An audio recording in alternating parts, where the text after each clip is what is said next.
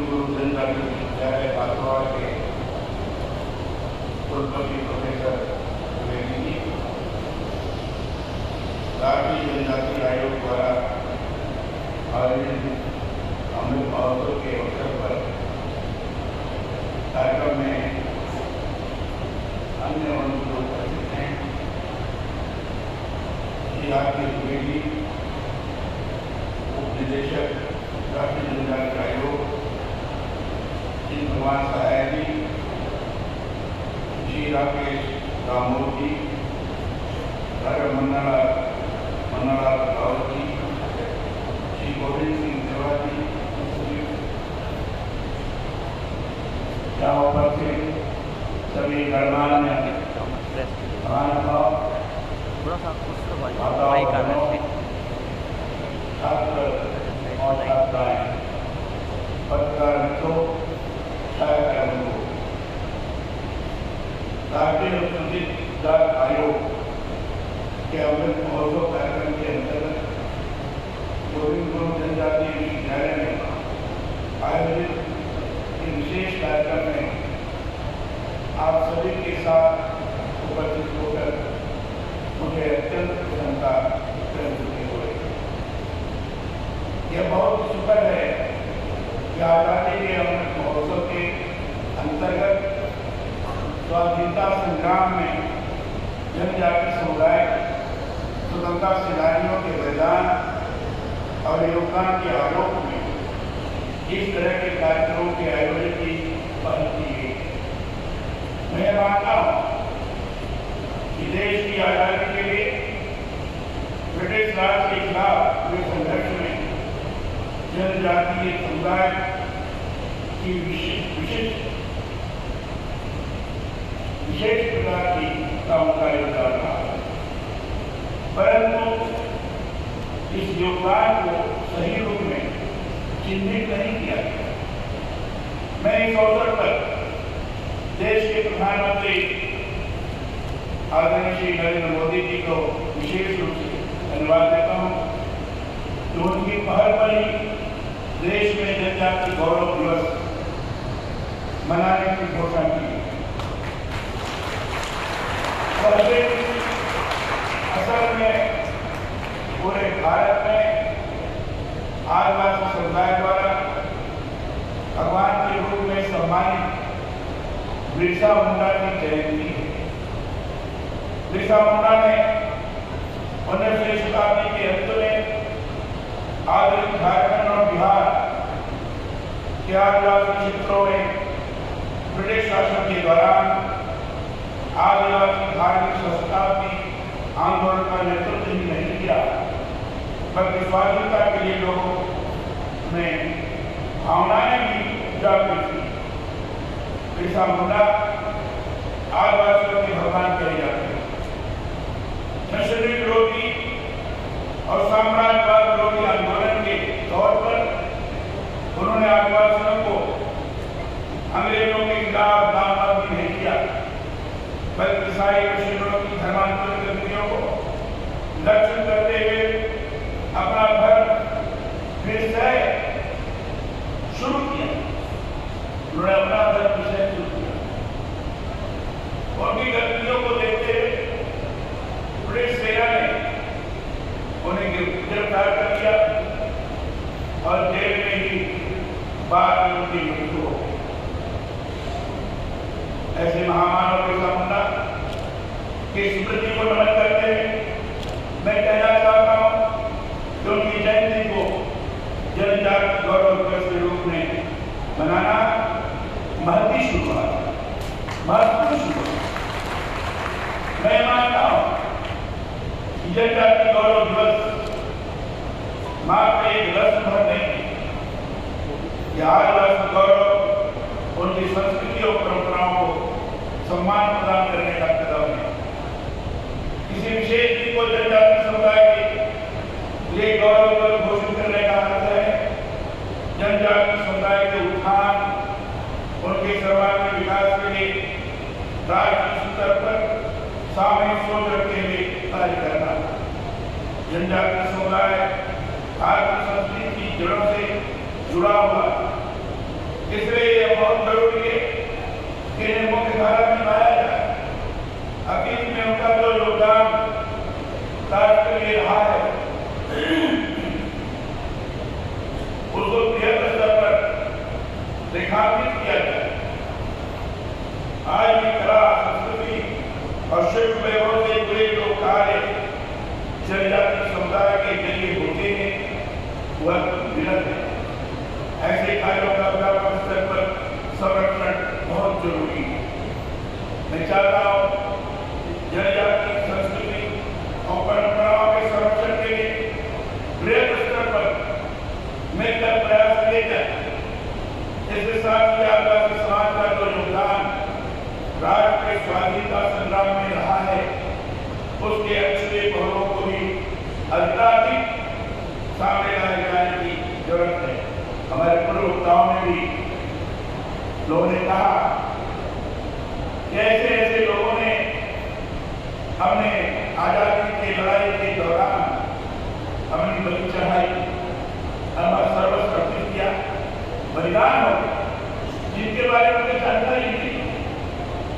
ऐसे लोगों को भी चिन्हित करने की आवश्यकता है, क्योंकि ऐसे शब्दों के माध्यम से ही आज हम आजाद भारत में आजादी के साथ श्वास ले रहे हैं।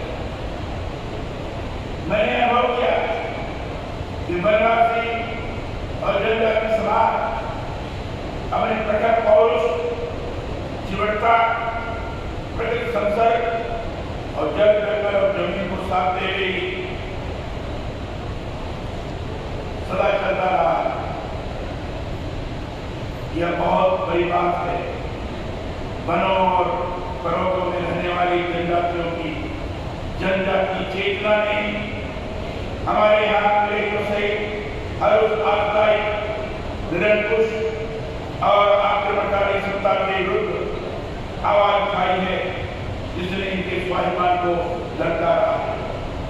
राष्ट्र के समर्पित इन जनजातियों ने सुदूर आदिवासी क्षेत्रों में अंग्रेजों के खिलाफ जो लड़ाई लड़ी, समूचे राज्य को उस पर गर्व है। उत्तर के विंध्याचल से लेकर दक्षिण पश्चिम में सह्याद्री के पश्चिमी घाट तक का अंतर भीड़ों का निवास स्थान और अंग्रेजी राज के चलते भीड़ों पर जब गमन शोषण का लंबा सिलसिला चला तो उन्होंने शस्त्र उठाए। अपने लिए ही नहीं, उन्होंने अपने देश को स्वाधीन कराने के लिए संघर्ष किया। ब्रिटिश औपनिवेशिक शासन के खिलाफ देश के विभिन्न क्षेत्रों में आदिवासी समुदाय धामार, संथाल, खासी, भील, मिजो और गोरा आदि ने आवाजी बंद नहीं की, बल्कि मातृभूमि के लिए अपना सर्वस्व न्यौछावर किया।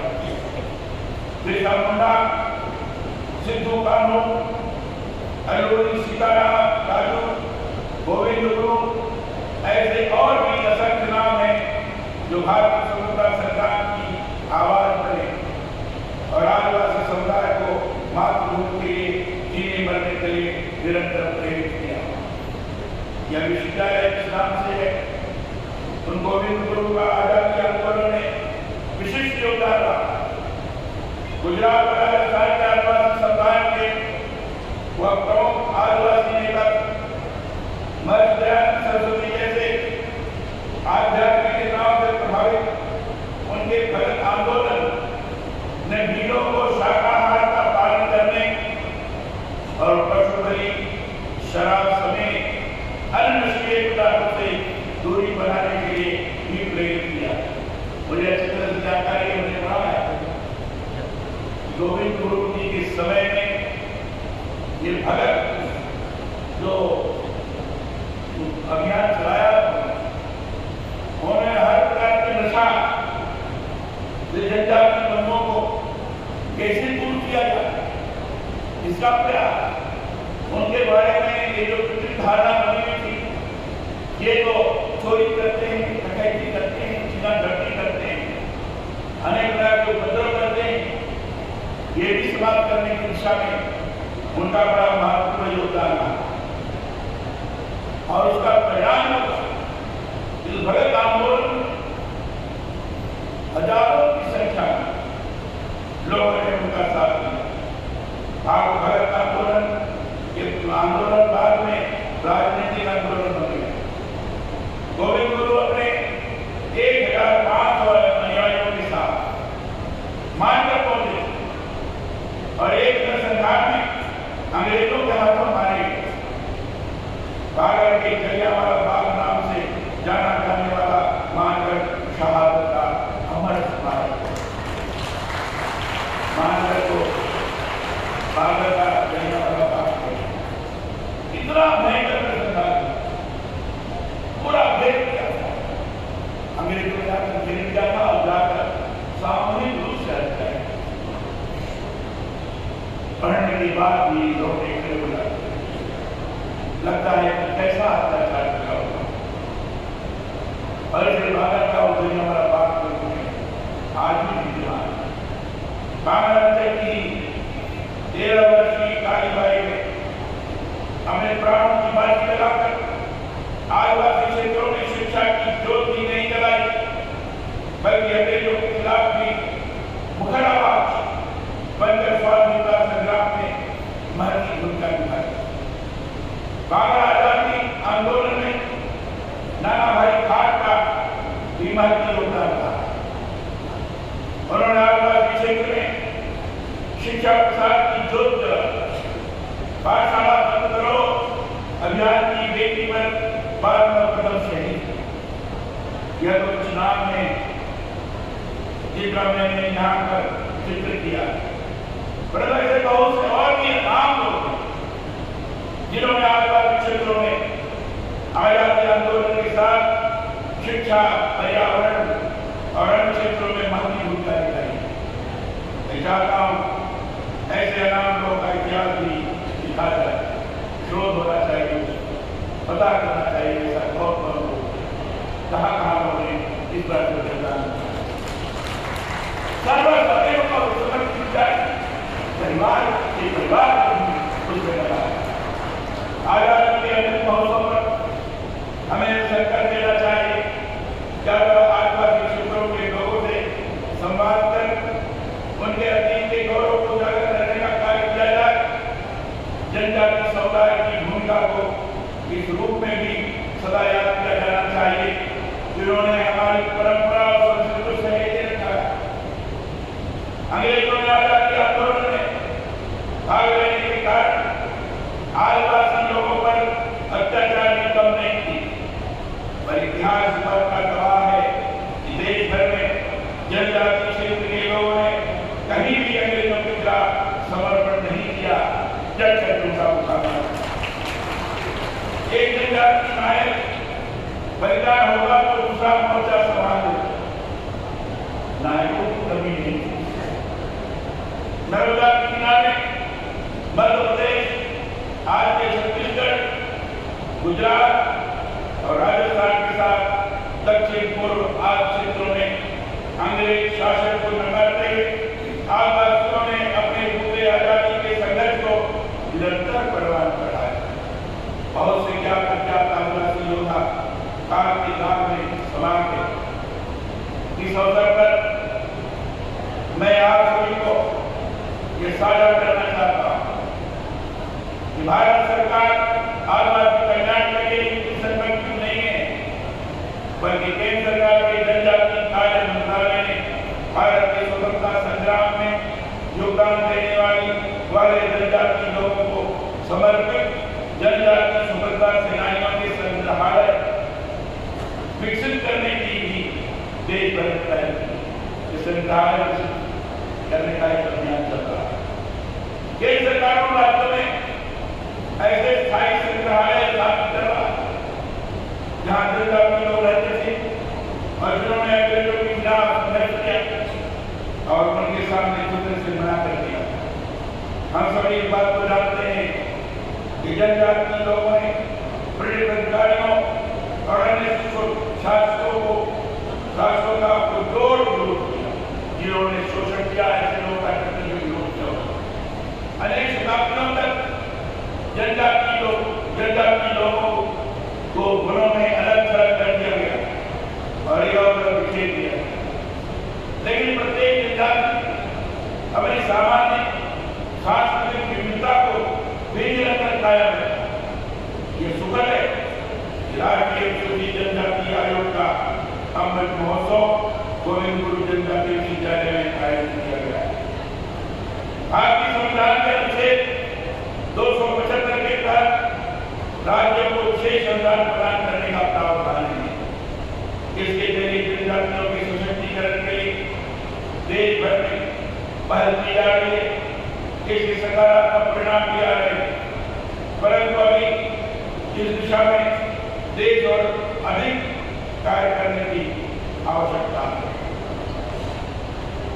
मैं आप सभी को इस अवसर पर यह बताना चाहता हूं कि राज्यपाल बनने के बाद मेरी सर्वोच्च प्राथमिकता जनजाति कल्याण की ही रहेगी।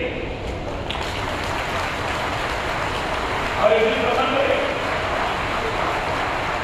संबंध में हमारे यहाँ जनजाति प्रकरणों की समीक्षा बैठक होती है। हमारे डिस्ट्रिक्ट में कलेक्टर साहब यहाँ बैठे हुए को पता, मैंने बच्चों में कई बार जनजातीय क्षेत्र में विकास की प्रक्रिया का क्या स्वरूप है इसको जानने की दृष्टि से प्रयास किया। हमेशा समीक्षा बैठक की, जो भी बजट चाहे केंद्र का हो चाहे प्रदेश का हो, जनजातीय विकास की दृष्टि से आवंटित है उसका समुचित तौर पर सदुपयोग हो रहा है कि नहीं हो रहा है, इसके बारे में मॉनिटरिंग की है।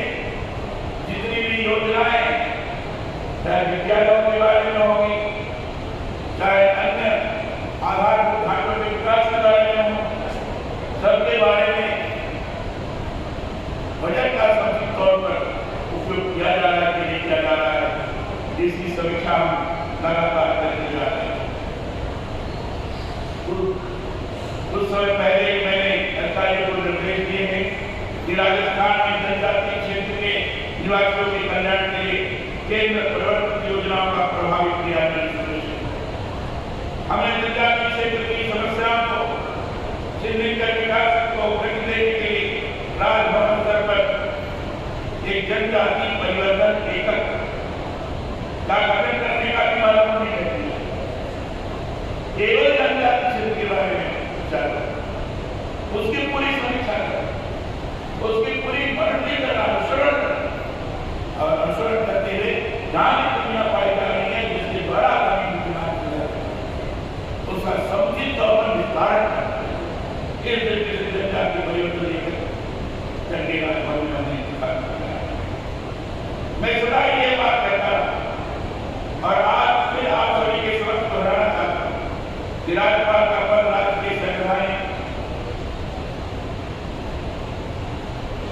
प्रमुख अधिकारी नहीं है, बल्कि वह मार्गदर्शन और संवैधानिक अधिकारों और कर्तव्यों के प्रति जागरूक करने का कार्य भी विशेष रूप से करता है। अभी आपके सामने मैंने संविधान की उद्देशिका और संविधान में जो मूल कर्तव्य है उसका मैंने वाचन क्यों वाचन, लोगों को पता है कि हमारा उद्देश्य क्या है। संविधान भारत का इतना बड़ा लोकतंत्र संचालित हो रहा है, किससे हो रहा है? इसी संविधान से हो रहा है। इस संविधान के उद्देश्य के बारे में हमने आपके सामने वाचन किया और हो रहा है। संविधान के अंतर्गत अधिकारों की बात की जाती है, ये हमारा फंडामेंटल राइट से मूल अधिकार है। कर्तव्यों की बात कोई नहीं करता। तो जहां अधिकार की बात करें वहां कर्तव्य भी करना बहुत आवश्यक है। और फिर कर्तव्यों का मूल पाठ में आपके बीच किया कि हमारा क्या कर्तव्य होना चाहिए, क्या कर्तव्य नहीं। अगर कर्तव्यों के बारे में जानकारी है और उसके अनुसार अपने व्यवहार में हासिल करते हैं तब सही माने कहेंगे हमारा देश का संविधान के अनुसार चलने वाला सही नागरिक है। ये देश के लोकतंत्र को बहुत स्वस्थ कर सकता है। इस स्थिति का हम निर्माण कर सकते हैं। अतः अधिकार और कर्तव्य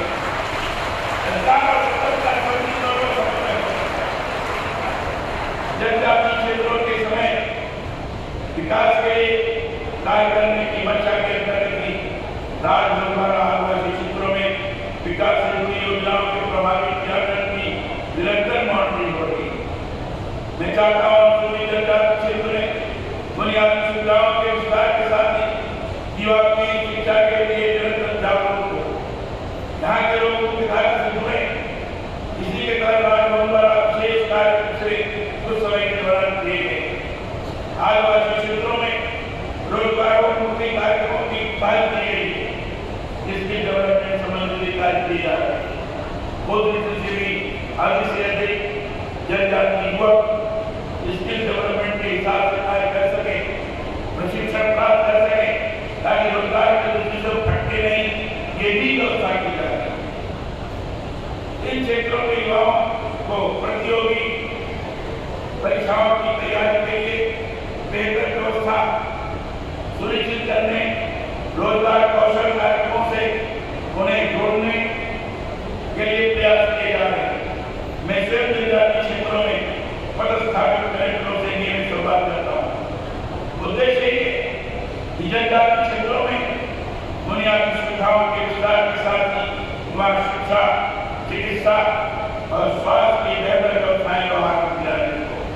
मैं चाहता हूँ आदिवासी क्षेत्र के लोगों को विकास योजनाओं का प्रभावी रूप में लाभ मिले और उनका जीवन स्तर सुधरे। मैं समझता हूँ जो कार्य हमने किए उनके दूरगामी सकारात्मक परिणाम आएंगे। जनजाति क्षेत्र प्रकृति के अत्यधिक है।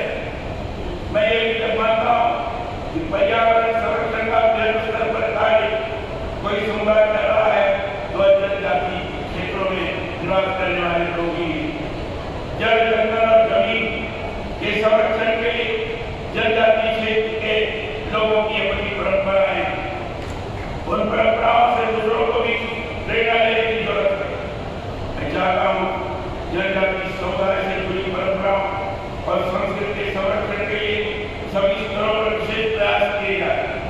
आदिवासी धरोहर के सुरक्षित रहती है, तभी हम अपने जड़ों से जुड़े रह सकते हैं। सहकारिता का सिद्धांत है सब एक के लिए और एक सबके लिए। इस सिद्धांत के तहत हम सभी को मिलकर अनुसूचित जनजाति क्षेत्रों के सर्वांगीण विकास के लिए कार्य करना है। इसी से हम राज्य को तेजी से विकास की ओर अग्रसर कर सकेंगे। मुझे इस कार्यक्रम में अनुसूचित जनजाति आयोग के लोगों ने आमंत्रित किया, अपने विचार व्यक्त करने का उन्होंने अवसर प्रदान किया। इसके प्रति मैं बहुत ही आभार व्यक्त करता हूँ और अपेक्षा करता हूँ जो भी जनजाति संबंधित विकास संबंधी योजनाएं हैं इतनी बात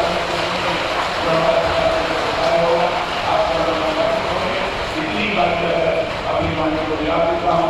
बहुत